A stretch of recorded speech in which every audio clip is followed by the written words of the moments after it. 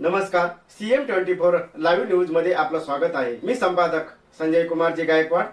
पाहूया आजच्या काही ठळक घडामोडी. नमस्कार, आपण पाहतात सूरज ग्रुप प्रस्तुत सामान्य जनतेचा आवाज नांदेड CM. नमस्कार सर्वांना. आज मौजे नांदुसा तालुका नांदेड येथे समर्थ महिला शेतकरी गटाच्या माध्यमातून दशपर्णी अर्क तयार करण्याचं प्रात्यक्षिक या ठिकाणी करण्यात आलेलं आहे.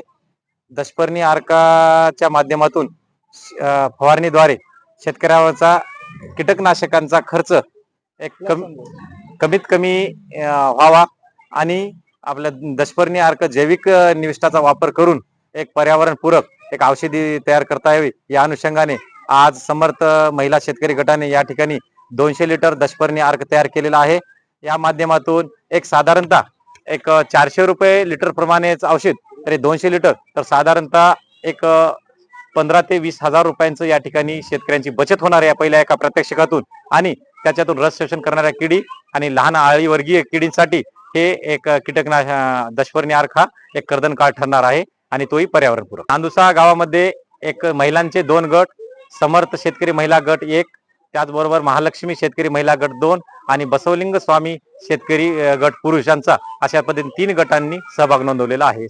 सत्यमेव जयते फार्मर कप स्पर्धा 2026 या स्पर्धेमध्ये 3 गटांनी सहभाग नोंदवलेला आहे. या गटाबरोबरच गावकऱ्यांचा प्रतिसाद कसा आहे? या गटातील सदस्य तर 100% उत्स्फूर्त सहभागाने आणि स्वयंप्रेरणेने पुढे आलेले आहेत. त्यासोबत यांच्या गावकऱ्यांचं पाठबळ या महिला भगिनींच्या पाठीमागे त्यांचे सासू सासरे असू देत की त्यांचे पती असू देत की धीर असू देत, सर्वांचा एक तेवढ्याच हिरिरीने सहभाग या ठिकाणी आहे आणि त्यांना ते नैतिक पाठिंबा त्याचबरोबर एक सर्व पाठबळ ते देत आहे. या ठिकाणी हा जरी समजा नैसर्गिकरित्या आपण दशपर्णी अर्क, निंबोळी अर्क, जीवामृत, बीजामृत, लमित ह्या भविष्य काळामध्ये आपण ह्या गटाच्या मार्फत तयार करणारच आहेत. त्याचसोबतच महिला सक्षमीकरणाच्या दृष्टिकोनातून महिला ही शेतीच्या क्षेत्रामध्ये पुरुषाच्या बरोबरीनं खांद्याला खांदा लावून काम करतेच नव्हे तर पुरुषाच्या पेक्षाही दुप्पट त्या महिलांचा शेती क्षेत्रामध्ये सहभाग असतो. हे या ठिकाणी महिलांनी या ठिकाणी दाखवून दिलेलं आहे आणि या भविष्य काळामध्ये त्या दाखवणारच आहेत सर. आणि त्याच्या सक्षमीकरणाच्या अनुषंगाने महिलांसाठी वेगळ्या विभागाचे कृषी विभाग असो की उमेद विभाग असो आणि की पाणी फाउंडेशनचा ज्ञानाचा विभाग असो या अनुषंगाने त्यांना निश्चित फायदा होणार आहे. सर्वांना नमस्कार.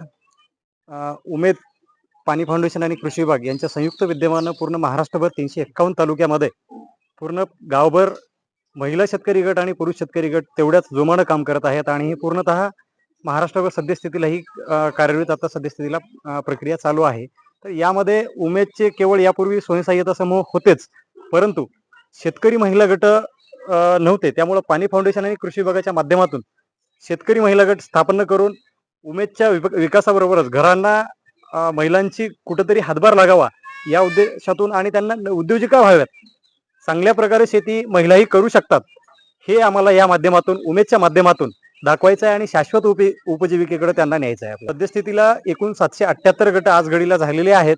यापैकी उमेदचे जवळपास 60% उमेदचे गट यामध्ये सहभागी झालेले आहेत.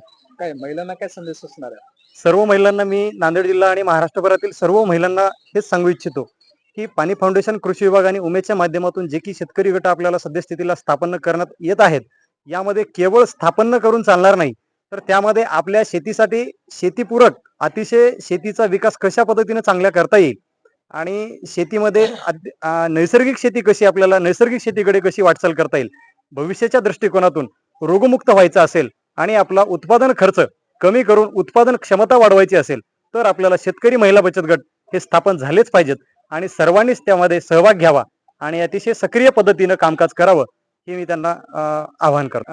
यापूर्वी देखील नांदुसा गावामध्ये सर्वच तसं पाहता नांदेड जिल्ह्यामध्ये उमेदचे गट चांगल्याच पद्धतीने यामध्ये सहभाग घेतले आहेत, परंतु नांदुसा गाव यामध्ये सद्यस्थितीला 2 आमचे उमेदचे महिला गट या ठिकाणी स्थापन झालेले आहेत. यामध्ये श्री स्वामी समर्थ महिला शेतकरी गट आणि महालक्ष्मी महिला शेतकरी गट असे 2 प्रकारचे या ठिकाणी झालेले आहेत. यामध्ये केवळ नुसते गट स्थापन झालेले नसून एका गटाचं दशपर्णी अर्क सुद्धा झालेलं आहे. त्यानंतर माती परीक्षणाचं सुद्धा आम्ही त्या ठिकाणी माती परीक्षण त्यांचं माती घेतलेली आहे आणि मागचं पूर्ण गुणांकन पद्धती सुद्धा यामध्ये ठरवण्यात आलेली आहे. तर भविष्यामध्ये नांदुसा गावातील महिला आणि गावातील सर्व नागरिकांनी आम्हाला अतिशय चांगल्या प्रकारे मदत करत आहेत, सहकार्य करत आहेत. तर सुरुवातीला सर्वांना नमस्कार. पाणी फाउंडेशन आयोजित सत्यमेव जयते फार्मर कप स्पर्धा ही स्पर्धा गेल्या 4 वर्षापासून महाराष्ट्रामध्ये घेतली जाते. या स्पर्धेचा पाया एकच आहे की शेतकऱ्याचा खर्च कमी झाला पाहिजे आणि उत्पादन वाढलं पाहिजे. म्हणजे आज शेतकऱ्याला ज्ञान दिलं पाहिजे, या अनुषंगाने ही स्पर्धा चालू झालेली आहे. 4 वर्षामध्ये स्पर्धेमध्ये सहभाग घेत असताना अनेक अशा महिला गटांनी या स्पर्धेमध्ये सहभाग घेतलाय. खरा विचार केला तर शेतामध्ये सर्वात जास्त कामं करतं कोण, तर स्त्रीच करते, महिलाच करते. पण जर आपण कधी काळी जर एखाद्याला विचारलं की आपण आजपर्यंत शेतकऱ्यांचं चित्र काय बघितलंय, की एक फेटा घातलेला, एक टोपी घातलेला किंवा एखादा आभाळाकडं आकाशाकडे बघत असलेला शेतकरी. पण सर्वात जास्त काम शेतात कोण करतं, महिलाच करते. पण आम्ही ज्या वेळेस शेतकरी म्हणून बघतो त्यावेळेस महिलाला आम्ही शेतकरी हा दर्जाच कधी दिला नाही, आम्ही तिला गृहिणी म्हणतो. पण जास्त काम कोण करतं शेतामध्ये, तर महिलाच करते. तर या अनुषंगाने फार्मर कप स्पर्धेचा जो अनुभव आहे, गेल्या 4 वर्षामध्ये महिलांनी खूप अशा वेगवेगळ्या ऍक्टिव्हिटी करून आज फार्मर कप स्पर्धेमध्ये सहभाग नोंदवला आहे. खर्च करण्यापासून ते एकमेकीच्या सुखादुःखामध्ये या महिला सहभागी होतात. म्हणजे पाणी फाउंडेशन स्पर्धा थोडीशी बाजूला ठेवूया, माणसं जोडण्याचं काम करतो आपण. म्हणजे कित्येक अनुभव गटाचे आहेत की एका महिलेच्या गटामध्ये ज्यावेळेस सहभागी झाली, काही घरच्या अडचणीस्तव तिचं ऑपरेशन झालं, त्या महिलेला शेतामध्ये जायला सुद्धा येत नव्हतं, पण 10 महिने शेतामधलं काम बाकीच्या त्या गटातल्या महिलांनी केलं आणि त्या महिलेला धीर दिला. कित्येक महिलांचं सोनं गहाण ठेवलेलं होतं, त्या गटातल्या महिलांनी एकत्रित येऊन ते सोनं सुद्धा सोडवण्याचं काम केलं आहे. कित्येक महिलांच्या शेतामध्ये अतिवृष्टीमुळे सोयाबीन काढायचं शक्य नव्हतं, त्यावेळेस मजूर लावण्याची सुद्धा परिस्थिती त्या महिलेची नव्हती. त्यावेळेस त्या महिलांनी एकमेकीला आधार देत मजुरी खर्चात बचत करून तिचं सोयाबीन सुद्धा काढून दिले. म्हणजे एकमेकाच्या सुखादुःखामध्ये या स्पर्धेमध्ये महिला उभा राहिलेल्या आहेत आणि उत्पादन खर्च कमी करून उत्पादन तर वाढवलेलंच आहे, पण एकमेकीला आधार दिलेला आहे. म्हणजे महिलांनी आजपर्यंत जिला माहेर नाही तिला माहेर दिलं, जिला बहीण नाही तिला बहीण दिली. एकमेकीच्या सुखादुःखामध्ये या महिला उभा राहिल्या आणि पाणी फाउंडेशननं महिलांना या स्पर्धेच्या अनुषंगानं थोडंसं पाठबळ देण्याचं काम केलंय. आणि आता आमच्या सोबत उमेद आणि कृषी विभाग असल्यामुळे आता नक्कीच महिलांचा सहभाग या स्पर्धेमध्ये वाढलेला आहे. आणि आज नांदेड तालुक्यामध्ये तर जवळपास आज 4000 लिटर दशपर्णी अर्क या तालुक्यामध्ये निर्माण झालेला आहे. जर बाजारात विचार केला तर 500 रुपये लिटर, एका लिटरची दशपर्णी अर्काची किंमत आहे. पद्धत काय असेल? आपण हा दशपर्णी अर्क विक्रीसाठी सध्या तर बनवलेला नाही. हा जो 200 लिटर दशपर्णी अर्क हा 40 एकरासाठी पुरतो. म्हणजे आज विचार केला तर आज आपल्या पूर्वजांनी याच औषधाचा वापर केलेला होता, पण जसं रासायनिक आलं तसं आज आमच्यामध्ये कॅन्सर सारखा आजार पसरू लागला. आणि त्याला पर्याय काय, तर आपल्याला जैविक निविष्ठ वापरणं गरजेचं आहे. म्हणून हा आपण दशपर्णी अर्क बनवलेला आहे आणि याची बाजारात जर किंमत 500 रुपये लिटर आहे, जर आज आपण ह्या 200 लिटरची जर किंमत केली तर ती हजारो रुपयामध्ये आज बचत आपली झालेली आहे. तर या दशपर्णी अर्कामुळे एकतर आपल्या आरोग्यासाठी चांगलं राहणार आहे. आणि म्हणजे पाणी फाउंडेशन आयोजित स्पर्धा ज्यावेळेस सुरू झाली त्यावेळेस गावातल्या प्रत्येक 2 शेतकऱ्यांना, महिला असतील पुरुष असतील, त्यांना आपण 3 दिवसीय निवासी प्रशिक्षण दिलेलं आहे. याच गावातून 2 महिला आमच्या भगिनी आल्या होत्या ट्रेनिंगला. त्यांना त्या ठिकाणी आपण स्पर्धेमध्ये काय काय आवश्यक आहे तर त्याच्यामध्ये दशपर्णी अर्क हा एक भाग आहे, तो सुद्धा तिथं शिकवलेला आहे आणि त्याचा काय फायदा आहे हे पण आपण तिथं त्यांना सांगितलेलं आहे. त्या अनुषंगाने आज आपण दशपर्णी अर्क बनवलाय. याला बनवण्यासाठी आता 25 दिवस लागतात. आज बनवलाय तर 25 दिवसानंतर वापरात येणार आहे तो.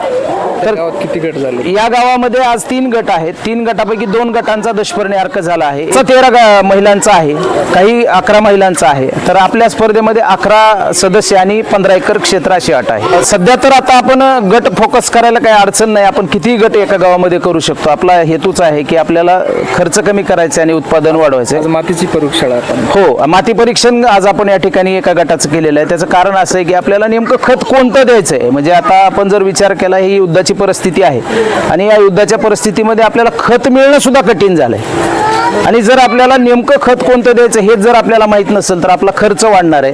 म्हणजे जर आपण जास्त युरियाचं प्रमाण दिलं तर आपल्या पिकामध्ये नक्कीच किडीचा प्रादुर्भाव होणार आहे, कारण आपण गरज नसताना आपण खत देतोय. माती परीक्षण केल्यामुळे आपल्या पिकाला खत किती द्यायचं हे माहिती होईल आणि दुसरी गोष्ट आपल्या खर्चावर सुद्धा कंट्रोल येईल. याच्यामुळे आपण माती परीक्षण करायला लावतो.